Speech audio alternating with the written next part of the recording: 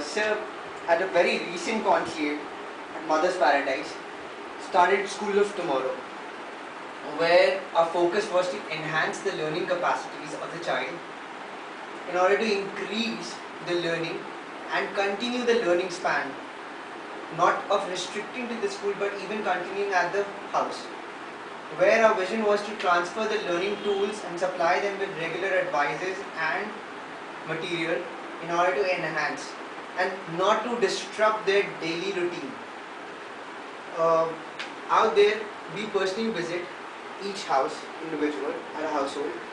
We guide them by supplying the tools, learning tools, in order to make their learning capacity easy, helping their father and mother make right decision for their child, which can actually enhance not just the pre-primary program stage, but even at the later stage where the money generation starts. These are the certain things that we have started. A second initiative has been School of Tomorrow, where our teachers and students, parents, all the three sit together, discuss their views in order to enhance the strength and drop down the weakness from the child's span. It has become a great success. Just because of that, we had to put School of Tomorrow, which was the next level of open house. Third initiative has been a social initiative, which is not very popular. We just started, and which will become a shining or silver lining in Panipat. Very right. Now coming down to you, sir, what schools have you attended from your childhood till your PG? You mean? I mean every school. I mean from college, university, everything. As far as I remember, the younger childhood we was spent somewhere in Karna Montessori, then later on shifted to MASD, stayed there for almost till 10th, then moved on to DPS, there for 2 years, and later on moved to medical school in Rohtak, then again moved for my PG in another medical school in Delhi, and from there moved to London for 1.5 years, then came back to Cochin for 1.5 years, then in Maulana Medical College, and finally to Panipat. That's how it happened. So it's been a very long journey. Yeah, I mean, it always is. It is always, definitely, and I would never underestimate a doctor's capability because it requires a lot of patience while studying, because people are running by the time you're actually studying. Yeah. Like, everyone is running and we feel that, why aren't we running now? And when we start running, I'm being a doctor, I'm not going to take your place because I don't understand, because it requires a lot of patience, and definitely you've achieved over time. Sir, second, did you have to write any dissertation? And if so, what research have you done about? Yeah, there was a dissertation regarding thalassemia. Okay. Because the time when I had done it, it was in very primal stages in India. It was like people were still coming to know about it, there were not many treatment options available at that time. Exactly. So we only came along with a new treatment option which was being practiced somewhere in some scattered part in the US about the use of hydroxyurea, which nobody knew. So we had done a study, and after that, now it's a now established part of treatment in thalassemia patients. A lot many kids now are getting treated with that rather than being for routine blood transfusion every month. Exactly. And there again was one more study where we used sildenafil, also called so famous. Can you elaborate this? I mean, these are very technical things. I'm not sure how elaborate these things can be. Thalassemia is basically a disease in which a child blood is not properly being formed, and they have to go for every month transfusion. They have to have blood transfusion every month. They need to get it. So there is a subset of patients who can do without that if we put them on hydroxyurea therapy, and now say roughly 30% of them you can still treat them with that drug, and they don't need to transfusions any more frequently, maybe once or twice a year. That's the maximum. So the monthly transfusion have now spread out to maybe once per year. Perfect. And another drug which we did our research was on sildenafil. That was again around 7-8 years back, which was used as properly named as Viagra in adults. Exactly. So we use it in newborns for a typical lung condition called hypertension of the lungs. And we got excellent results, and now again it's now established form of therapy worldwide, that in hypertension of lungs it can be used, and it's now being used worldwide right now. These are two other major. Along with that, some small research have already always going on. Yeah, So these are the two other major ones. Exactly. And how did it feel when you received a doctorate degree? At that time, it was top of the world. Amazing. Yeah, the biggest achievement. Then later on, you realize that it's not big anymore. There are many more big things to achieve. Okay. And what advice would you actually give to the aspiring students on being a doctor? Being a doctor is one thing. It requires a lot of patience, hard work, and what do you say? Noble intentions. Noble intentions, exactly. It should be a moral indeed. I mean, if you want to earn money, if you want to be have some huge name and fame earlier in life, then it's not for you. It's a very slow profession. You rise very slowly. Studies are too big, too long studies, and even after that, you as a doctor, for establishing yourself, you need a lot of patience, a lot of hard work. So by the time you are 40, that's the time you stand somewhere in the world. I mean, rather not in the world, but in the community. Somewhere like that's the top of the world. That Yeah. I mean, that we So, but whatever you get back in return is non-comparable. You can't compare it with anything else. exactly. So if you're looking for money, it's not for you. If you're looking for fame, only for fame, it's not for you. If you're looking to satisfy your soul, your what do you call, you're good inside. You want to do good for something for the community, then it's for you. And you need to have patience. You may get something, you might not get sometimes. I feel that being a doctor is rather being attached to being what the Indians' heritage has been inherited from us. Because Indians have never been selfish. I mean, perpetually, if you read back onto the history, Indians have always been on the sake of giving. Our Yeah. culture has always been in the sake of giving. That's why still in India, And like doctors are taken as God. as next to God. Next to God. Not anywhere else. You go to anywhere else in the world. World. This stature you don't get anywhere else. I have worked at so many places, but the stature of doctor in India is, not comparable to anywhere else. You work in US, you work in UK, there you work just as any other employee who is doing his job, but not in India. In India, your job is just next to God. And it's amazing. How long have you been in practice? Yeah, in practice, it's almost now roughly 10 years, if I remember correctly. 10 years. Yeah. Long distance. Yeah. And what do you love about your job? Like, what is something that you love about your job? It's something which I just told is. This is something that is driven you to be a doctor. The noble intention within you. Yeah. But what else do you love about your job? What it gives back. It gives back. It gives back the smiles. It gives back the satisfaction. Exactly. And of course, the blessings which are coming along with it, they're non-comparable. You can't get in anything else. Any other profession? Never. Even if you're a police wala or you're a politician or you're some big shot, you're a big businessman, the kind of blessings you get in our profession, you can't get it anywhere else. Right from the heart. Exactly, sir. How do you mentally separate yourself from your job? Like when you're somewhere else. But your mind is there at your job, with the patients, what is happening. It's kind of technical. Exactly, sure. Mentally separate in what sense?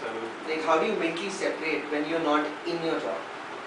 Like, when I'm not doing my job, what am I doing? Like when you're not doing, when you're not at your place, at the place of your work, when you're with your family, how do you mentally separate yourself? What do you do in order to make your mind separate? It comes with time. It's not something which I do consciously. It's something which happens subconsciously. Okay. When I'm at home, I'm at home. When I'm at my work, I'm at my work. It's the switching happens automatically with time. Initially, there used to be a lot of stress because it's a very stressful job. I used to carry stress back home, but not anymore. So your parasympathetic system has, has tuned itself. Yeah, exactly, Yeah. and it has actually it's matured and turned itself in order with time. Yeah. It's become a marathon runner. Yeah, something Not a like short that. distance Yeah, runner. something like that. Exactly. What is the greatest feat of being a doctor? Like a few months back, I was hearing news that that's a a child born at a very early stage. Like, so is that a feat for you? Yeah. an accomplishment. Yeah, that's what we say. These are all the awards and degrees. What these kids So that we can you just say. elaborate what happened during that time? No, that was a very small baby, born at 23 weeks of age, not even completed 6 months. The chances were hardly, at that time, were hardly 2 to 3% of this baby to make survival in the end. And that baby, that way at time she weighed just 600 grams. 600 Now grams. that baby is almost 6 kgs and must be around now 9 months. So that baby is now alive, healthy, well kicking, and she stayed in with us for almost 4 months. Parents used to come in the ICU, they used to visit more often. So it was a big thing for all of us. This is the smallest baby that has ever made up In the India. world, India. In India, not in world. In world, it must be second or third such small baby to be saved. But it's still a big accomplishment because somewhere down the line I feel your stars have worked for you. Yeah, definitely. These are the stars which help. Yeah, they are definitely stars that have helped. Just imagine all over the world when kids born every day. I mean, India has an intensity of kids taking birth every second. But just imagine a child of 23 weeks being born in India, in Haryana, in Panipat, and that too in the middle of the town at Rainbow. Yeah.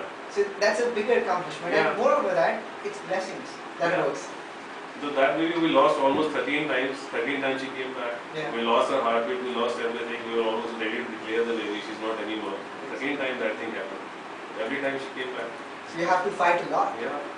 So, I could not leave that baby for 4 months. I could not go anywhere. I had to stay there. And what do you do for your pastime when you are not in your office? Like, what do you do? I generally do a lot of walking. Walking. Yeah, that takes out a lot of stress. Perfect. Meet my friends. Perfect. Yeah, I do have friends. You have friends, Yeah, that's I do great. have friends. Because you know a lot of doctor. No. Yeah. They are a big stress busters. Exactly. And if the kids are awake, so I spend time with them. That's great. How do you spend time? I mean, what special things that you are involved with your kids? Anything that that goes daily with them? Like you I are play there. guitar to them. Guitar. You're a guitarist. Yeah. So that's great. So sometimes I'll play something for you also. You are Remember great. that. And what else? Yeah, like to spend time with my kids, especially on weekends. They sleep late. And I like to travel a lot because that takes away a lot of worries. And meet my old friends, old relatives.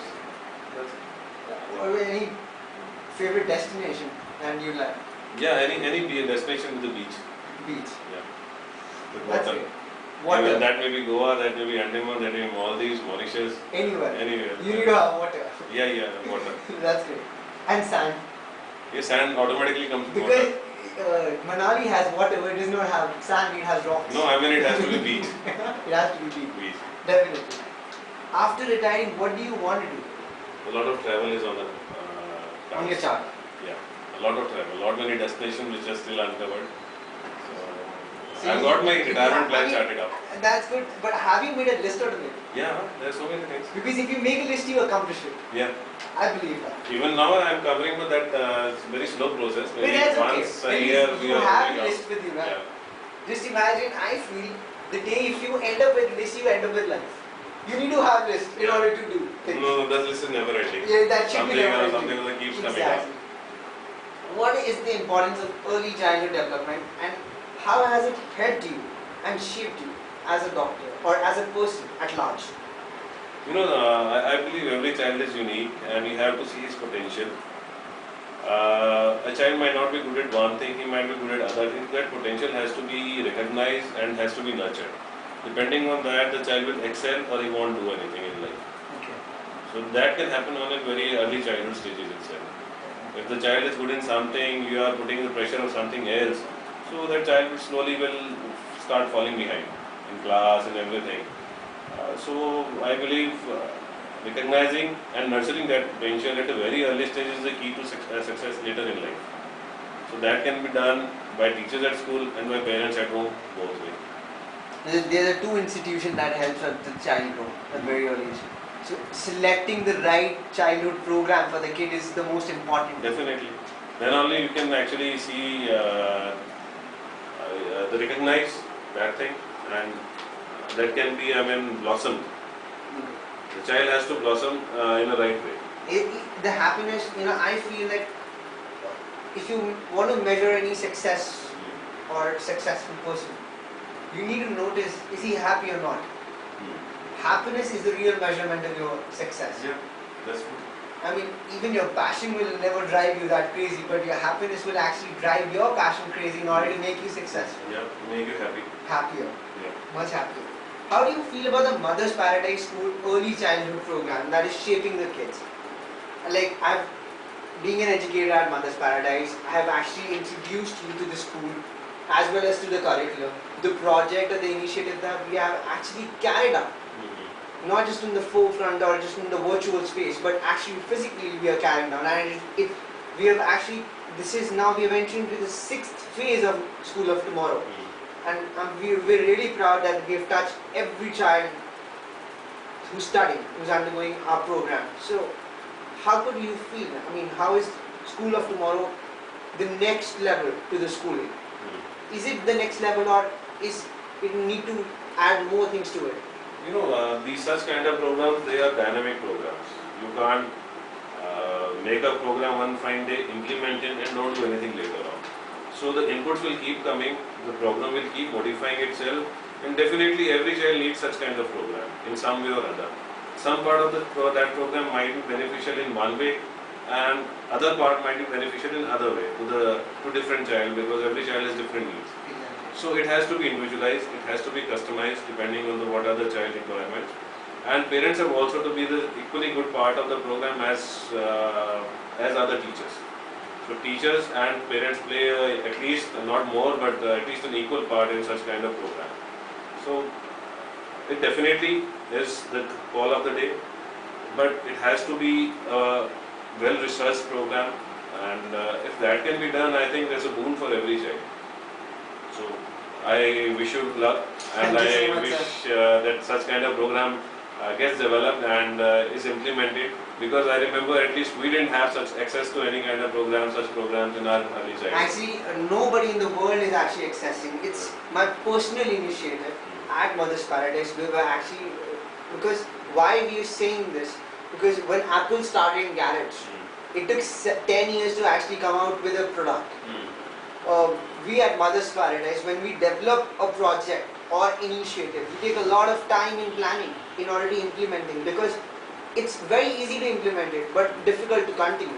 But if you have the right resources, the balanced amount of finance, and third, definitely we've undergone a lot of planning. Like the first stage was actually how to actually carry on this project.